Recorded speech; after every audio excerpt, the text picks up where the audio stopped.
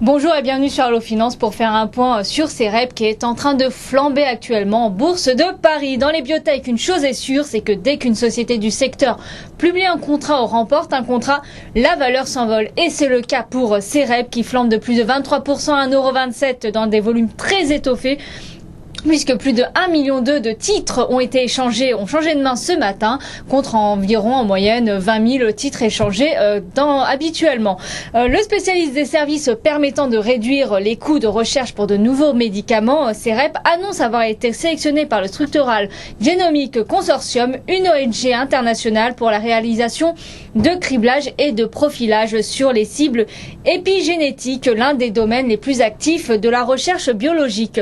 Alors, pour faire très simple, les cibles épigénétiques sont des protéines qui régulent l'expression des gènes sans entraîner une modification de la séquence ADN. Le projet vise à la découverte de sondes chimiques de bas poids moléculaire et de candidats médicaments sur ces fameuses cibles. Dans les années à venir, CEREP prévoit d'augmenter de façon significative le criblage de molécules sur ces cibles. Plus de 500 cibles épigénétiques humaines ont été recensées et d'ores et déjà, le SGC a purifié plus de 250 d'entre elles et développé plus d'une centaine de tests. Thierry Jean, le directeur général de CEREP, annonce qu'une part significative du budget de recherche et développement du groupe biotechnologique pour les années 2011 et 2012 sera consacrée au développement de nouveaux tests en partenariat avec le Structural Genomics Consortium. CEREP par ailleurs ajouté avoir l'ambition de devenir la société de services privilégiés dans le domaine,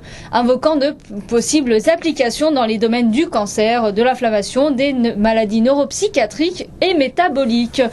Pour rappel, le CEREP avait publié en mars dernier un résultat net part du groupe négatif, une perte nette donc de 5,41 millions d'euros pour son exercice 2010, une perte qui s'était creusée au cours de cet exercice, puisque en 2009, le résultat net négatif ne ressortait qu'à moins 2,17 millions d'euros et pour un chiffre d'affaires de 24 millions d'euros, en baisse de 8% par rapport à l'exercice 2009. En termes de perspective, CEREP avait indiqué que les premiers retours sur investissement du groupe en Chine devraient être effectifs et perspectives en 2011, avec un démarrage des activités dès le premier semestre de l'exercice. Mais le groupe n'était pas en mesure d'annoncer des perspectives chiffrées pour cet exercice en cours, en raison notamment de la difficulté de prévoir le calendrier de reprise des marchés, un redressement des comptes qui tarde à venir, un manque de visibilité pour la suite, ce sont 2 points qui suffisent amplement à rester encore à l'écart de cette valeur. Voilà ce qu'on pouvait dire sur CEREP. Merci, à très bientôt sur Allo Finance.